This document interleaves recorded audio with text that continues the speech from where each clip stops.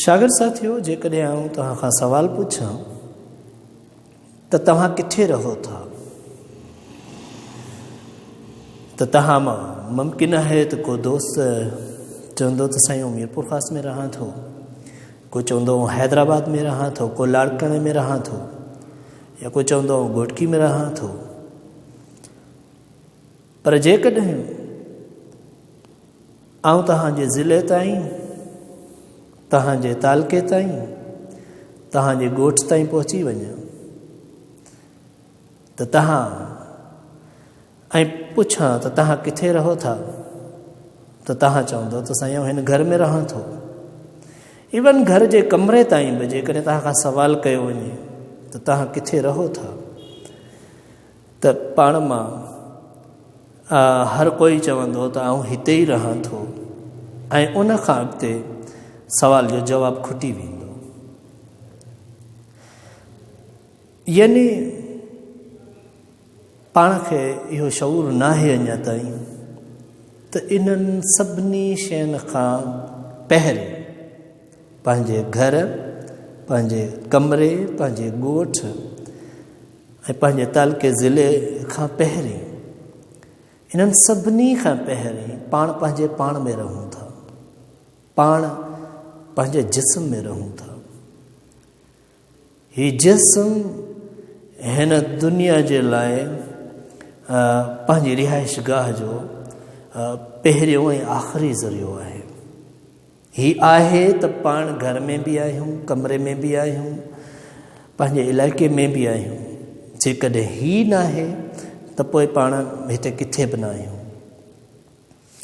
ऐं इहा जेका बेशऊरी आहे, असांखे पंहिंजे पाण जे न हुजण जी हर शइ पाण पंहिंजे पाण खां ॿाहिरि ॾिसूं था, उतां खां काउंट करियूं था। पाण खे पंहिंजो पाण खे बदिलाइणो पवंदो, पाण खे पंहिंजे पाण खां शुरूआति करणी पवंदी, ऐं इहो शऊर रखणो पवंदो त असां सभ खां पहिरीं पंहिंजे जिस्म में रहूं था। जीअं पाण पंहिंजे कमरे सां प्यार करियूं था, पंहिंजे घर सां हुनखे साफ़ सुथिरो रखणु था चाहियूं, उन में को गंद किचिरो असांखे वणे नथो, अहिड़े ई नमूने सां पाण खे पंहिंजे जिस्म ॾे बि मुतवजह थियणो पवंदो। हिन में सही नमूने सां, सुठे नमूने सां ऐं ख़ुशी ख़ुशी रहण जे लाइ सिहत जो हुजणु तमामु ज़रूरी आहे। हीउ जिस्म ताज़ो तवानो हूंदो त पाण ख़ुशि हूंदासीं।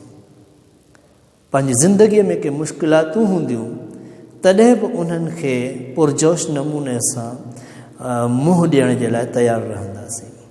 पर जेकॾहिं हीउ जिस्म कमज़ोर हूंदो, सिहतमंद न हूंदो, चुस्त न हूंदो, त पोइ ॿाहिरि भली पाण वटि कई ख़ज़ाना हुजनि, ख़ुशियूं हुजनि, उहे पाण इंजॉय नथा करे सघूं। त हिन जिस्म सां प्यारु कजे ऐं उनखे साफ़ सुथिरो रखिजे। उनखे सिर्फ़ु ॿाहिरि खां तेल फुलियल काफ़ी न आहे, उहे कजनि, उहे बि ज़रूरी आहिनि, पर हिन खे अंदरि खां सिंगारजे। हिन जे अंदरि का अहिड़ी शइ न मोकिलिजे जेका अंदरि पंहिंजे लाइ के ख़राबी जो सबबु बणिजे। उन जे लाइ हीउ जेको पाण यूनिट पढ़ियो आहे, unit number 2 understanding physical wellbeing, इहो पाण खे ॿुधाए थो त पाण खे खाधो वक़्त ते खाइजे। हर वक़्तु वात में का शइ हुजणु सुठी नथी लॻे।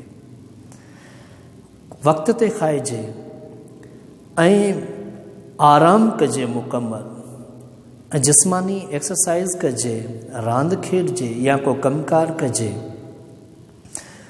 भाॼियूं ऐं मेवा खाइजनि। तव्हां नोट कयो हूंदो त जॾहिं पाण बीमार थींदा आहियूं तॾहिं पाण फ्रूट वग़ैरह खाईंदा आहियूं, या पाण खे सजेस्ट कयो वेंदो आहे त खाओ, ऐं पाण तॾहिं उहे खाईंदा आहियूं जॾहिं पाण खे वणंदा बि न आहिनि। बीमारी जी सूरत में पाण खे सूफ़ केला वणंदा न आहिनि, पर उहे साॻिया ई हू 12 ई महीना बाज़ार में पाण ॾिसंदा आहियूं, पर उहे पाण खाईंदा न आहियूं।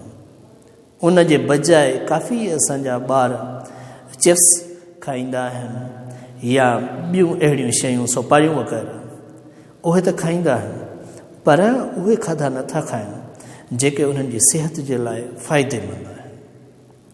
तव्हां नोट करियो, पंहिंजे घर में का ॾाॾी नानी या का पोढ़ी माई या पाण सभई अधु उमिरि खां पोइ एतिरो खाधो कोन था खाऊं जेतिरो दवाऊं खाऊं था, ऐं दवाऊं कड़ियूं बि आहिनि ऐं महांगियूं बि आहिनि। ऐं दावा सां चवां थो, अधु उमिरि खां पोइ असांजो माण्हू जेतिरियूं दवाऊं खाए थो एतिरी क़ीमत जूं, बल्कि उन क़ीमत जे अधु जेतिरनि पैसनि जूं बि जेकॾहिं हू पंहिंजी शुरूआती ज़िंदगीअ में मेवा ऐं भाॼियूं खाए ऐं सिहत बख़्श खाधा खाए त यकीन करियो त हुन खे इहे दवाऊं खाइण जी ज़रूरत न पवंदी ऐं उहे सिहत बख़्श खाधा लज़ीज़ बि थींदा आहिनि, असांखे वणंदा बि आहिनि, पर उहे असांजे मेन्यू में शामिल न आहिनि, असांजे मामूल में शामिल न आहिनि। पूरो आराम असांजे मामूल में शामिल न आहे। फिज़िकल एक्सरसाइज़ खां असां मुकमल तौर ते अणवाक़ुफ़ आहियूं। त अहिड़े नमूने सां इहे जेका ऐं ॾंद वात, ॾिसो हिकिड़े कप में जेकॾहिं तव्हां चांहि पीओ था, छा उन खे ईअं ई रखी छॾिजे ऐं वरी राति जो उन साॻे ई कप में जेकॾहिं अणधोतल में चांहि ॾिजे त छा तव्हां पीअंदा? न, पाण न पीअंदासीं। सुबुह जो जिन थांवनि में खाधो खाई आया आहियूं उहे हींअर धोपिजी चुका हूंदा, वरी पाण उन्हनि में खाईंदासीं। त हीअ जेको वात आहे ऐं इहे जेके ॾंद आहिनि, इहे ईअं सम्झो थांव आहिनि जिन सां पाण खाधो खाऊं था। त इहो खाधो खाई इन्हनि खे साफ़ु करणु ज़रूरी आहे। घटि में घटि सुबुह जो ऐं राति जो सुम्हणु वक़्तु ॾंदण करणु तमामु ज़रूरी आहे। आऊं बि कोशिशि कंदुसि, सची तव्हांखे ॿुधायां त राति जो आऊं न कंदो आहियां जेको डॉक्टर चवंदा आहिनि ज़रूरी आहे, पर हूअं सुबुह जो कंदो आहियां। पर पाण सभिनी खे इहे करणु घुरिजे, सुबुह जो ऐं राति जो घटि में घटि हीअ थांव आहिनि, हिननि खे साफ़ु रखणु घुरिजे। ऐं ॿियो वात, अॼुकल्ह तव्हां माण्हुनि जा वात ॾिठा हूंदा, उहे वात गुटके सां, पान सां, इन्हनि सां बंदि आहिनि।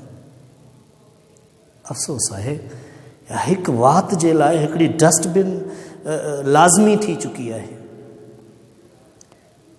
मक़सदु इहे शयूं इहे असांखे ख़राबु पियूं कनि, असां पंहिंजो पाण खे ख़ामोशी सां मारे रहिया आहियूं। इन्हनि शयुनि खे ख़तमु करणो पवंदो। सिगरेट, पान, सोपारियूं, इहे सभु नुक़सानदेह आहिनि, इहे लज़ीज़ बि कोन्हे। इन्हनि जी ॾिसो आदत थी वेंदी आहे। गुटका खाइण में मिठा थोरा ई आहिनि, इहे कड़ा आहिनि, माण्हू छो था खाइनि? आदत थी वेंदी आहे। इहे आदतूं पोइ उज़वा बणिजी वेंदियूं आहिनि, पोइ उहे कढणु ॾुखिया आहिनि, बल्कि नामुमकिन थियो था वञनि। पर हींअर जंहिं उमिरि में तव्हां आहियो त नंढे ॿार जी भॻल ॿांह बि यकदमि जुड़ी वेंदी आहे, पोढ़े माण्हूअ जो हॾु शायदि ई जुड़े। सो हींअर ई जेके सुठियूं आदतूं आहिनि उन्हनि खे अपनायो, जेके ख़राबु आदतूं आहिनि उन्हनि खे कढो ऐं पंहिंजे पाण सां मुहबत करियो। स्पेशली पंहिंजी सिहत जो तमामु घणो ख़्यालु रखो। हीउ जिस्म, सभ खां पहिरीं इहो यादि रखो त पाण पंहिंजे जिस्म में रहूं था। हिन जिस्म खे साफ़ु सुथिरो रखो, हिन जिस्म खे चुस्त रखो, तवानो रखो, ख़ूबसूरत रखो ऐं सिहत बख़्श खाधा खाओ। इहे जेके सोपारियूं ऐं पान छलिया आहिनि, इन्हनि जे पैसनि मां मेवा खाओ, इहे सुठा आहिनि। यादि रखो, हींअर जूं जेके मेवा ऐं भाॼियूं आहिनि ऐं ॿिया जेके सिहत बख़्श खाधा आहिनि, या हींअर जेके सियारे में ख़ुश्क मेवा आहिनि, जीअं खाॼा वग़ैरह आहिनि, भुॻड़ा आहिनि या बादाम आहिनि, इहे या खारकूं आहिनि, इहे सुठियूं आहिनि। इन्हनि खे खाओ त तव्हांखे दवाऊं खाइणियूं न पवंदियूं, पंहिंजो पेट ख़राबु न थींदो। जेकॾहिं हिन जिस्म जे अंदरि पाण थोरो तसवर करियूं, कोई डॉक्टर जेकॾहिं पाण खे ॾिसे या कोई यूट्यूब ते चैनल ॾिसो त हीउ अंदरि केतिरो नाज़ुक आहे, त पोइ पाण हितां खां खाइण वक़्तु 100 दफ़ा सोचूं त त पाण जेका शइ खाई रहिया आहियूं सा केतिरे क़दुरु फ़ाइदेमंद आहे या केतिरे क़दुरु ख़तरनाक। जाम सारा माण्हू नशो कनि था। इहे दर हक़ीक़त पंहिंजो पाण खे मारे रहिया आहिनि, ख़तमु करे रहिया आहिनि पंहिंजो पाण खे। पैसे जो त ज़ियान आहे ई, पर सिहत जो वॾो ज़ियान आहे। पंहिंजो माण्हू 40 साल खां पोइ चवंदो आहे हाणे मूंखां कमु नथो पुॼे, हाणे मुंहिंजा ॿार कमाइनि, बल्कि हू ज़िंदगी खे इंजॉय बि न करे सघंदो आहे। उनजो वॾो अंसर सिहत आहे। पंहिंजी सिहत सां मोहबत करियो। सिहत हूंदी त सभु कुझु हूंदो। सिहत सां प्यारु करियो, सिहत खे बचायो, वक़्त खे बचायो, पंहिंजे पैसे खे अहमियत ॾियो। इन्हनि शयुनि जो शऊर रखो। ऐं ॿियो त आउं चवंदुसि त ही कमाल जी ज़िंदगी में त हिकिड़ो ख़्वाबु आयो जंहिं आंदी वॾी तब्दीली, पर तव्हां कंहिं ख़्वाब जो इंतज़ारु न करियो। ख़्वाब खां अलावा ई जाॻी पओ, सुम्हण खां पहिरीं जाॻी पओ ऐं पंहिंजी ज़िंदगीअ जा तौर तरीक़ा तब्दील करियो। ख़ासि तौर ते ही यूनिट पाण खे ॿुधाए थो त पंहिंजी सिहत जो ख़्यालु रखो। सिहत, पंहिंजी सिंधीअ में चवनि तंदुरुस्ती 1000 नेमत आहे। जियो आहे त जहान आहे, जियो ख़ुशि त जहान ख़ुशि।